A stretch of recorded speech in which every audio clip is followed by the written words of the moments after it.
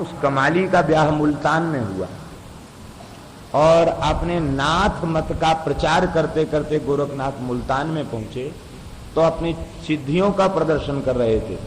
जो हमारे खप्पर को भर देगा उसी के घर में भोजन करेंगे। इनकी सिद्धि से तमाम लोग शिष्य हो रहे थे इनके।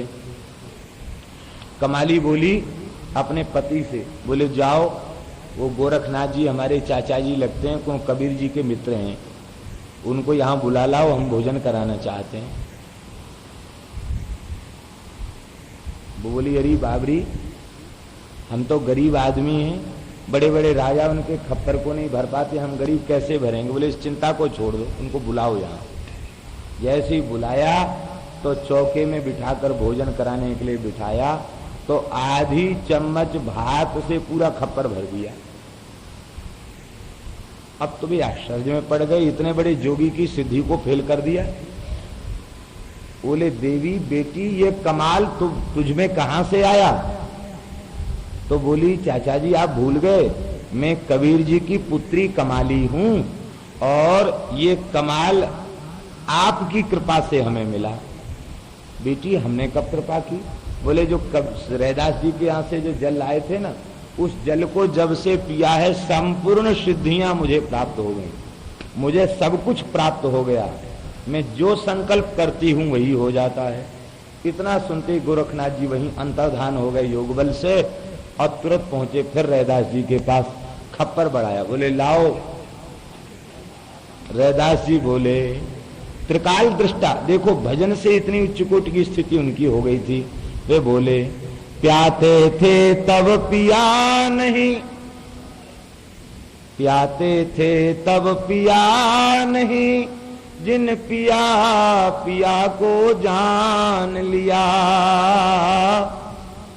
भूला जोगी फिरे दीवाना, वह पानी मुल्तान गया।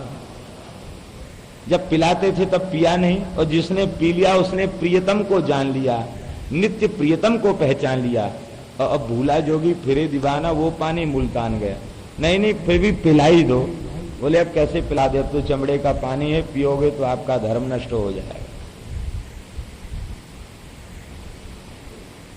राज सिंहासन बैठ ज्ञाति परतीत दिखाई, त्वचा को चीर करके आपने अपने दिव्य यज्ञोपवीत का दर्शन कराया। वे कह रहे थे 7 जन्म के ब्राह्मण थे रैदास जी, लेकिन जब तक सर्वथा अहंकार नष्ट नहीं होता तब तक प्रेम लक्षणा भक्ति प्राप्त नहीं होती। बोले कि ब्राह्मणत्व के अभिमान के कारण मुझे बार बार जन्म लेना पड़ा और अब इस कुल में आने के बाद अभिमान नष्ट हो गया। इसलिए ब्राह्मणता के अभिमान से कल्याण नहीं होगा, भजन से कल्याण। वर्णाश्रम अभिमान तज पदरज बंद ही जा सुखी, संदेह ग्रंथि खंडन निपुण, वाणी विमल रैदास की। तो प्रत्येक वर्ण और प्रत्येक आश्रम अपने अपने नियमों में अवस्थित रहकर भगवान का भजन करें, वहीं सिद्धि हो जाएगी। कबीर जी जुलाहा थे, घर में बुनने का काम होता था, और प्रियादास जी टीका में लिखते हैं बुने तानो बानो हिये राम मड़रानो। श्री मथुरादास जी महाराज कहा करते थे, बोले कबीर जी ताना बाना बुनते तो क्या करते, ताना और बाना तो क्या करते, सीता राम सीता राम सीता राम सीता राम। बस वो ताना बाना के साथ ही साथ भजन करते, वो भजन करते करते भी शुद्ध हो।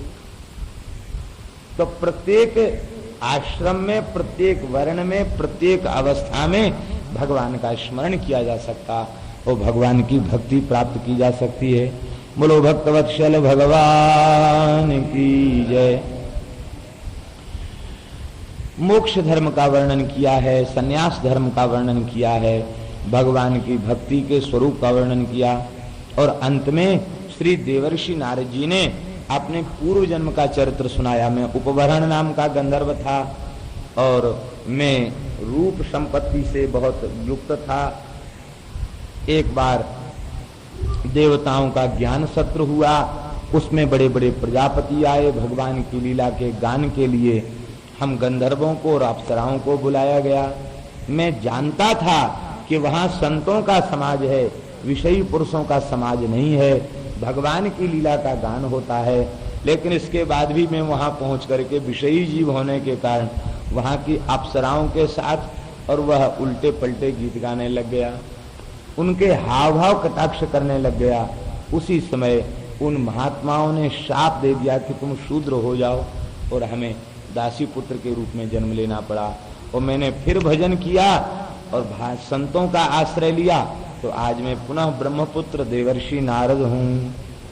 अपने चरित्र का वर्णन करने के बाद फिर नारद जी कह रहे हैं, यूयं लोके बत भूरि भागा लोकम पुनाना मुनयो भियन्ति येषां ग्रहाणा वसतीति साक्षात् गूढ़ं परब्रह्म मनुष्यलिंगम्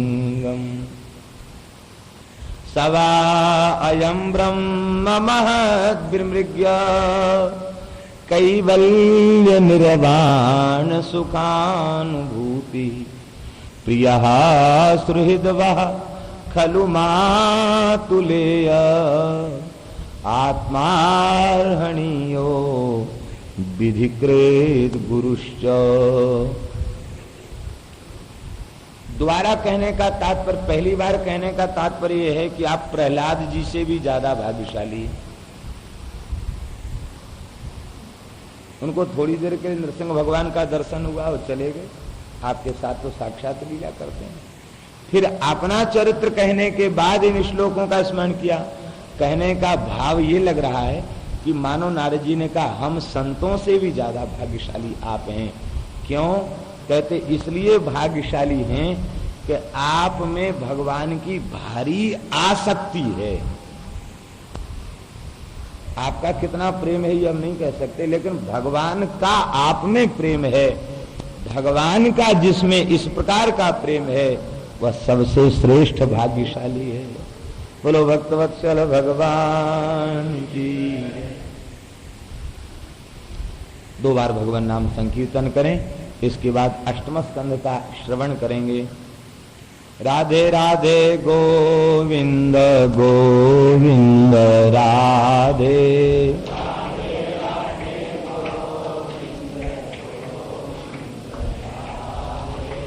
राधे राधे गोविंद गोविंद राधे राधे राधे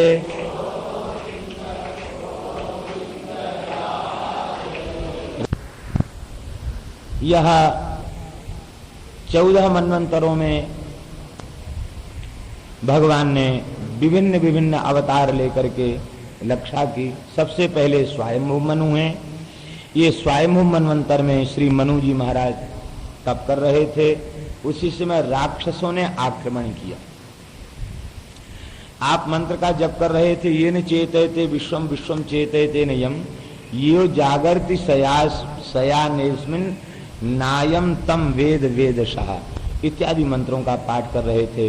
आत्मावाश्मिदम सर्वम मिदम विश्वम यत् किंचित जगत्यान जगत तेन त्यक्तेन भुंजीथाः मा गृधाः कस्य स्विद्धनम इत्यादि ऋचाओं का पाठ कर रहे थे। दैत्यों ने कहा ये पता नहीं क्या बड़बड़ा रहे हैं। वे सब खाने के लिए दौड़े। भगवान यज्ञनारायण के 12 याम आदि पुत्रों के साथ भगवान यज्ञनारायण ने प्रकट होकर के श्री मनु जी महाराज की रक्षा के लिए। बोलो यज्ञनारायण भगवान की जय। दूसरे मनवंतर स्वारोचिष हुए और तीसरे मनवंतर उत्तम हुए और चौथे मनवंतर तामस हुए। इस तामस मनवंतर में हरिमेधा ऋषि की पत्नी हरिणी के गर्भ से भगवान ने श्री हरि रूप में अवतार लिया और गजेंद्र भक्त की रक्षा की। परीक्षित जी ने पूछा भगवान ये गजेंद्र भक्त की रक्षा किस प्रकार की, आप कृपा करके बतावें। त्रिकूट नाम का विशाल पर्वत जो 10,000 योजन ऊंचा था, 100 योजन विशाल एक सरोवर यहाँ था। और यहाँ इस जंगल में ये गजेंद्र निवास करता था। इतना पराक्रमी था कि इसकी गंध से शंग व्याघ्र आदि हिंसक जीव छोड़ करके जंगल भाग जाया करते थे।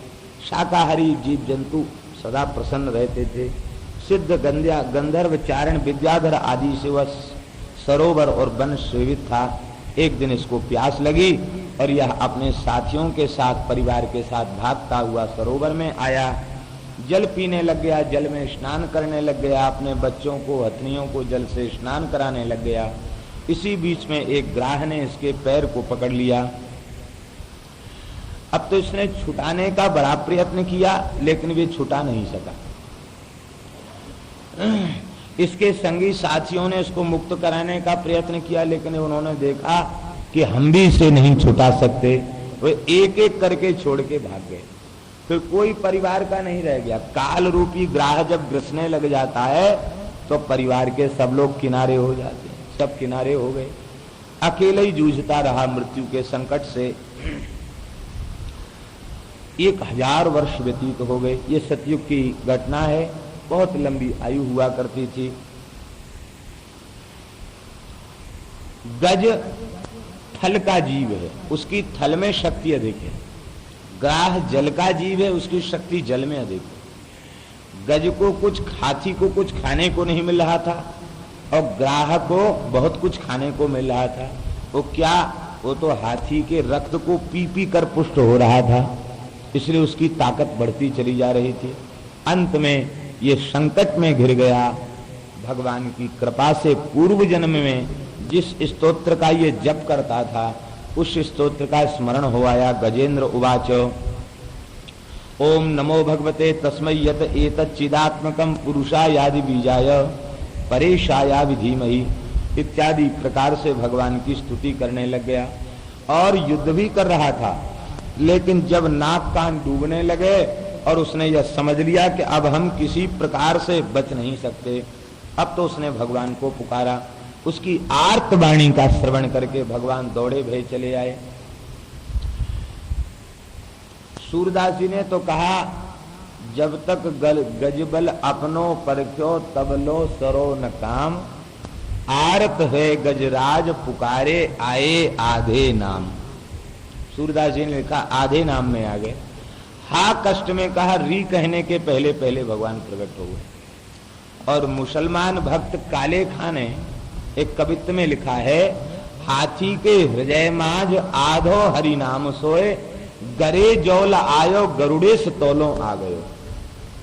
उन्होंने कहा हाथी के हृदय से गले तक हरि नाम नहीं आया तब तक गरुड़ध्वज भगवान आ गए। गरुड़ की गति भी भगवान को कम मालूम पड़ी और गरुड़ की पीठ से भगवान कूद पड़े। भगवान का दर्शन करके इसने नमस्कार किया। कहते हैं इसके मन में आ रहा था कि मैं क्या निवेदित करूं। यो सोन्ता सर सुरबलेन गृहीत आर्तो दृष्ट्वा गरुत्मति हरिम ख उपात्त चक्रम उत्क्षिप्य साम्बुज करम गिरिबाह कृच्छान नारायणाखिल गुरो भगवन नमस्ते। हे नारायण, हे अखिल गुरु, आपको नमस्कार है।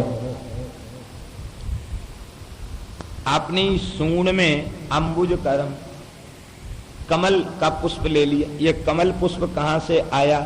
कुछ संतों से सुना गया। बोले उस समुद्र में, उस सरोवर में कमल कहाँ से आया? युद्ध हो रहा था। जब ठाकुर जी को उसने कुछ भेंट करना चाहा तो श्री जी साथ में आई थी। श्री जी के हाथ में लीला कमल था तो श्री जी ने ही कृपा करके कमल दे दिया। वो कमल ही सूंड में पकड़ के भगवान को उसने भेंट कर दिया। श्री जी ने इसकी प्रपत्ति में सहायता की क्योंकि वे आचार्य हैं और जीव को भगवान से जोड़ने में वे जीव की सिफारिश भी करती हैं और जीव को ठाकुर जी से मिला भी देती हैं। इस प्रकार से भी संतों का भाव है। भगवान ने चक्र के द्वारा उसके ग्राह के मुख को विदीर्ण किया। गजेंद्र को सूंड पकड़ के बाहर निकाला। पहले ग्राह का उद्धार किया, इसके बाद गजेंद्र का उद्धार किया। मानो भगवान ने यह कहा कि जो भक्त का चरणाश्रय ग्रहण करता है उसका उद्धार शीघ्र हो जाता है। वो अपने भक्त के तो उद्धार हम कर ही देते हैं लेकिन भक्ताश्रयी का उद्धार पहले होता है। ग्राह का उद्धार भगवान ने पहले कर दिया। बोलो भक्तवत्सल भगवान। भगवान ने आशीर्वाद दिया कि इस प्रसंग का जो स्मरण करेगा और इन विभूतियों का स्मरण करेगा उसको संपूर्ण और वह पुण्य प्राप्त हो जाएगा, उसकी मृत्यु के काल में विमल बुद्धि हो जाएगी। ब्रह्मा जी का, शिव जी का निवास स्थान, यहाँ के सरोवर, क्षीर सागर, श्वेत दीप, श्रीवत्स, कौस्तुभमणि, बनमाला, कौमुद की गदा, सुदर्शन चक्र, पांचजन्य शंख, पक्षीराज गरुड़, मेरे स्वरूप शेष जी, लक्ष्मी जी, ब्रह्मा जी, नारद जी, शंकर जी, भक्तराज, प्रहलाद, मत्स्य, कच्छप, बराह, इनके चरित्र, सूर्य, चंद्रमा, अग्नि, ओंकार, सत्य, मूल, प्रकृति, गौ, ब्राह्मण, सनातन धर्म, सोम, कश्यप, धर्म की पत्नी, दक्ष कन्याएं, गंगा, सरस्वती, अलकनंदा, यमुना, ऐरावत, हाथी, भक्त, शिरोमणि, ध्रुव, सात ऋषि और नल, युधिष्ठिर, जनक आदि महापुरुषों का जो स्मरण करते हैं वे समस्त पापों से मुक्त हो जाते हैं। ये बात भगवान ने हरि ने बताई। परीक्षित जी ने प्रश्न किया कि भगवान की भक्ति तो देवताओं को, मनुष्यों को, सबको दुर्लभ है। ये रजोगुण तमोगुण प्रधान पशु योनि में गए जीव, त्रियग योनि में गए जीव, इनको ये भक्ति कैसे मिल गई? सुखदेव जी ने कहा, राजन, भगवान की भक्ति के संस्कार किसी जन्म में चला जाए भक्त नष्ट नहीं होते। ये हाथी पूर्व जन्म का इंद्रद्युम्न नाम का राजा था, दक्षिण द्रविड़ देश का राजा था, सब कुछ छोड़ के जंगल में चला आया, भजन करने लग गया। इसके भजन की बड़ी प्रसिद्धि हो गई। एक दिन श्री अगस्त जी महाराज इसके आश्रम में पधारे। अगस्त जी का इसने स्वागत नहीं किया। मन में सोचता था अभी हमारा नियम पूरा नहीं हुआ, महात्मा तो आएंगे और चले जाएंगे, जल्दी होगी तो चले जाएंगे, मिलने की इच्छा हुई तो बैठेंगे। माला लेके आंख बंद करके बैठा रहा। वे अपने तिरस्कार से दुखी नहीं थे। अगस्त जी इसलिए दुखी थे कि क्षत्रिय होता हुआ भी ये सदाचार का उल्लंघन कर रहा है। अतिथि का, ब्राह्मण का, संत का आदर करना चाहिए।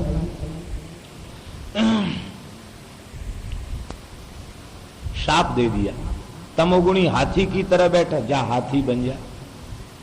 हाथी तो बन गया लेकिन भजन नष्ट नहीं हुआ। वही भजन का प्रभाव हाथी की योनि में भी प्रकट हो गया और इसे भगवान प्राप्त हो गए। इसलिए शास्त्र में विधि है, संत आवे, सदगुरु आवे तो उठकर खड़ा होकर उनका आदर करें, उठकर खड़े होकर उनका आदर करें। उस समय भजन नियम छोड़ दे तो दोष नहीं लगता। सदाचार महोदधि में लिखा है कि गुरुजन बुलावें और शिष्य आचमन करके बोलता है तो महत्पात की है। भजन में बोलना पड़े तो आचमन करके बोलना चाहिए, ऐसी विधि है। लेकिन गुरुजन बुलावे तो बिना आचमन के ही उठकर खड़ा हो जाए और हाथ जोड़कर कहे, महाराज आज्ञा दीजिए। भजन के मार्ग में संतों ने लगाया, गुरुजनों ने लगाया और तुम उन्हीं के दादा गुरु बन गए, उन्हीं के सामने आंख नाक मूंद के सिद्धि दिखाने लगे। ये सदाचार है। ये ग्राह पूर्व जन्म का हुहू नाम का गंधर्व था। इसी सरोवर में देवल नाम के ऋषि तप कर रहे थे, भजन कर रहे थे, खड़े होकर के जप कर रहे थे। और ये गोता लगाए लगाए भीतर गया और उसने टांग पकड़ी महाराज की, महात्मा की, और वो जल के भीतर घसीट ले गया। जब महात्मा बहुत डर गए तो इसने छोड़ दिया। अब महात्मा भी तैर के किनारे आ गए और ये गोता लगा के बाहर निकला, हंसने लग गया। देवल जी बोले, अच्छा इसका मतलब तुम देवता की योनि से ऊब चुके हो, अभी इस देवता की योनि तुम्हें स्वीकार नहीं है। ग्राह की तरह पैर पकड़ता है, जा भयंकर ग्राह की योनि में चला जा। वो बोला, महाराज हम तो संत का चरण पकड़ा, संत का चरण पकड़ने वाले को यह सजा तो नहीं मिलनी चाहिए। संत का चरण पकड़े तो उसे आशीर्वाद मिलना चाहिए। भगवान महात्मा बोले कि जैसे तैने संत का चरण पकड़ा, क्या ऐसे ही संत का चरण पकड़ा जाता है? अरे ये तो चरण पकड़ने की विधि नहीं कि जिसका चरण पकड़ो उसी को उठा के नीचे गिरा दो। ये चरण पकड़ने की विधि नहीं है। संत जिसमें प्रसन्न हो ऐसा कार्य करना चाहिए। जो संत स्पर्श का विरोध करते हैं उनका हठात उनका स्पर्श नहीं करना। प्रणाम तो भावना का प्रणाम है, नमस्कार कर लिया, उसी में सब कुछ प्राप्त हो जाता है। एक महात्मा किसी से प्रणाम कराते नहीं थे। एक महात्माओं के खेल भी निराले होते हैं। ये तो जन्म कर्म चमे दिव्यम जो भगवान के हैं वही संतों के हैं। एक महात्मा वो पैर छुआते नहीं थे। एक महात्मा बड़ा हठी था, बोले हम इसके पैर छू के दिखाएंगे। अब दोनों में भाग दौड़ होने लगी। भागते भागते दौड़ते दौड़ते अंत में उस महात्मा का चरण उस महात्मा ने पकड़ ही लिया। पकड़ लिया तो वो इतने गुस्सा हो गए महात्मा, ये वृंदावन की ही घटना है, वे इतने गुस्सा हो गए महात्मा कि उनको क्रोध आया तो उन्होंने दांत से कंधे में काट लिया। जो दंडोत कर रहा था, पैर पकड़ रहा था उस साधु के, जब उसने दांत से काट लिया तो पैर पकड़ने वाले साधु को भी गुस्सा आ गई। वो पैर पकड़े था, उसने अंगूठे में काट लिया बड़ी जोर से पैर।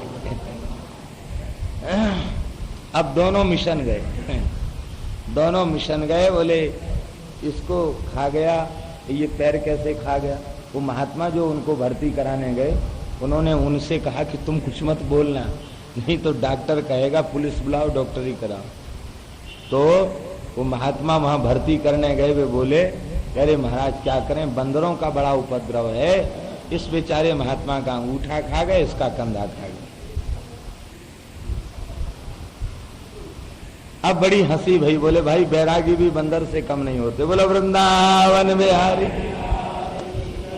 अरे भाई ऐसी दंडोत से क्या फायदा, एक का अंगूठा खा गया, एक के कंधा खा गया।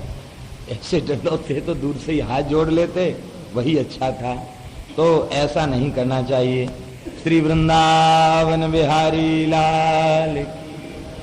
लेकिन फिर भी तू संत चरण महिमा का वर्णन कर रहा है तो कोई बात नहीं। अब तू भक्तराज गजेंद्र के चरण का जब स्पर्श करेगा तो भगवान कृपा करके तुझे मुक्ति प्रदान करेंगे। यह गजेंद्र मोक्ष की पवित्र लीला है। चौथे मनु के सगे भाई तामस थे, उनके बलि विंध्य आदि कई पुत्र थे। इस तामस मनवंतर में ये 5वां मनवंतर है। 6ठा मनवंतर चाक्षुष मनवंतर है। और इस मनवंतर में भगवान ने समुद्र का मंथन कराया। एक समय की बात है, श्री दुर्वासा जी महाराज भगवान के वैकुंठ से लौटकर आ रहे थे, रमा वैकुंठ से। मार्ग में इंद्र स्वर्ग के निकट हाथी पर बैठा हुआ विचरण करता हुआ दिखाई पड़ा। इंद्र ने ऐरावत से उतरकर प्रणाम किया। भगवान वैकुंठनाथ का जो पुष्पहार है वो भगवान ने कृपा पूर्वक प्रसादी हार दिया था दुर्वासा जी को। दुर्वासा जी ने सोचा इंद्र भगवान की विभूति है, अधिकारी है, उन्होंने वह पुष्पहार इंद्र को दे दिया। जैसे इंद्र को दिया तो इंद्र ने उसे लेकर और हाथी के मस्तक पर डाल दिया। हाथी तो हाथी, उसने सूंड से उसको उठाया तो उठा करके पटक कर पैर से कुचल दिया। भगवान के निर्माल्य का इतना भयंकर तिरस्कार दुर्वासा जी जैसे महात्मा से कहां सहन होने वाला था। अरे तिलमिला उठे, अरे दुष्ट अभिमानी इंद्र, तूने अपने इंद्र पद के मद में मतवाला होकर के भगवान के प्रसादी निर्माल्य का तिरस्कार किया है, माला का तिरस्कार किया। जा तू श्रीहीन हो जा, तेरी लक्ष्मी क्षीर समुद्र में चली जाए। अब तो इंद्र तुरंत उतर के आया ऐरावत से, चरणों में गिरा, बोला महाराज क्षमा कर दो। दुर्वासा जी बोले तुम हमको नहीं जानते हो, हम क्रोध करना जानते हैं, क्षमा करना हम नहीं जानते। अब जो कुछ किया है उसका परिणाम भोगो। हमारे यहाँ वैष्णव ग्रंथों में ऐसा लिखा है, भगवत निर्माल्य का आदर भगवान के समान करना चाहिए। भगवान के प्रसाद का आदर भगवान के समान। प्रसादम जगदीशस्य अन्नपानादिकम च यत ब्रह्मवन निर्विकारम स्याद् यथा विष्णुस्तथैव सः। ये भगवान के समान ही आदरणीय है। प्रसाद माला मिल जाए, गदगद हो जाए, ये भगवान के श्रीअंग का स्पर्श करके आई है। इस माला के द्वारा भगवान के अंग का ही स्पर्श हो रहा है। भगवान का प्रसाद, अन्न, जल, वस्त्र जो कुछ मिले उसको पाकर के कृतकृत्य हो जाए, कृतार्थ हो जाए। लंघना धरते आयु स्पर्शात धरते श्रिय।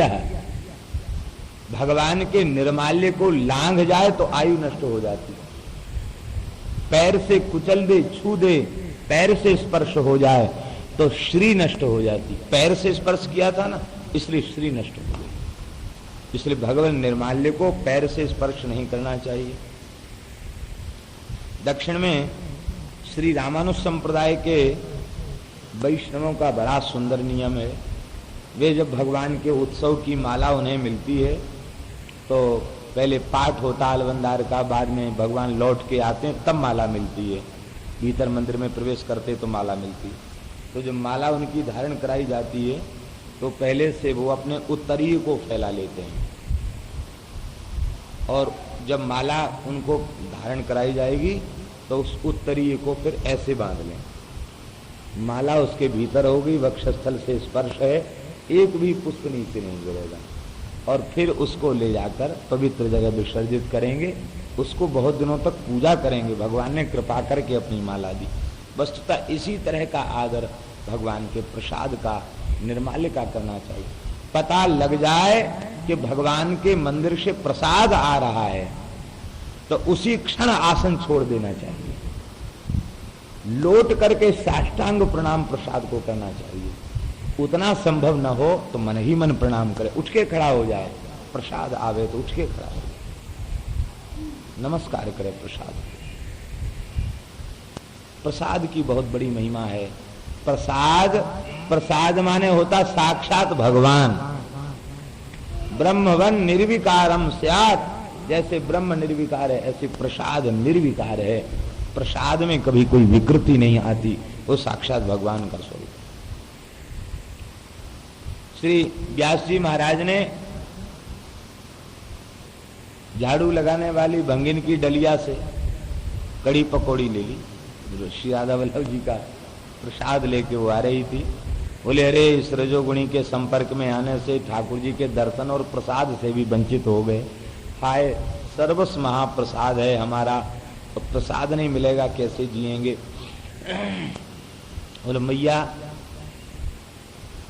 दर्शन बंद है गए। बोले हाँ दर्शन तो बंद है गए, हमें तो ठाकुर जी का प्रसाद भी मिल गया। अच्छा तो तू बड़ी भाग्यशालिनी है, प्रसाद मिल गया, ला हमको ला। प्रसाद का दर्शन किया, दर्शन करते गदगद हो गए और तुरंत कड़ी में से एक पकौड़ी उठा के मुख में रख ली। वाह, कृतार्थ हो गए। अब प्रसाद मिल गया, रामृत प्रसाद श्री जी का, राधा वल्लभ लाल जी का मिल गया। अब बाकी क्या, अब तो मुक्त हो गए। जैसे ही मुख में प्रसाद रखा, राजा पीछे लग रहे थे मधुकर शाह, अरे बोले ये तो इनका काम तो बिगड़ गया, ये तो अवधूत हो चुके हैं, ये यहाँ से लौट के और छा जाएंगे। वहां भी कहीं भंगिन की डलिया की पकौड़ी खा ली तो ये तो राजगुरु हैं, सदाचार नष्ट हो जाए। पता नहीं लोग क्या कहते हैं। वृंदावन में तो कोई कुछ नहीं कहेगा, क्योंकि वृंदावन के स्वपच के रहिए सेवक होए, व्यास जी ने वाणी में लिखा। रजरानी का सेवा करता, इसलिए रहिए सेवक। ये टिकारी मंदिर है ना, जगन्नाथ घाट के निकट है। तो टिकारी की रानी आ रही थी मंदिर में, अपने ही मंदिर में पालकी में बैठ के आ रही। वो ज्ञान गुदरी में एक भंगिन झाड़ू लगा रही और टिकारी स्टेट की रानी पालकी में बैठ के आ रही थी। और उसके सैनिक कह रहे थे, सिपाही सावधान, खबरदार, हटो हटो, दूर हट जाओ, महारानी साहिबा पधार रही है। वो भंगिन अकड़ के खड़ी हो गई, खड़े होके कहने लगी, नहीं हटती हूं। कौन है मोए हटाए वे बारो? कहां से चली आई ये रानी? ये आप ब्रज में तो 4 रानी हैं। कौन कौन सी? बोले सबसे बड़ी तो राधा रानी है, सबकी मालकिन है। दूसरी जमुना महारानी है और तीसरी रजरानी है, और इन तीनन की सेवा करवे भाई चौथी में महतरानी हूं। वो बोली, ठेठ भाषा में बोली कि 5वीं राण यहां कहां से चली आई। रानी बड़ी भक्त हृदय की थी। उसने जब ये बात सुनी तो बोली पालकी उतार दो। पालकी उतार दी और बिना पदत्राण के वो आई, भंगिन को प्रणाम किया। धन्य है। वस्तुतः तुम रजरानी की सेवा करती हो, तुम भी भाग्यशालिनी हो, रज में लौटती हो, रज का स्पर्श होता है। और उसके बाद फिर उस रानी ने पालकी में बैठना और पदत्राण धारण करना बंद कर दिया, वृंदावन में नंगे पांव पैदल विचरण कर दिया। तो राजा कुछ बोले ही नहीं कि आप चलो कि न चलो, वो नमस्कार करके चला गया। लौट के आए, रसिकों ने पूछा, महाप्रभु जी ने पूछा, क्यों भाई तुमको आज्ञा मिल चुकी थी, गए नहीं?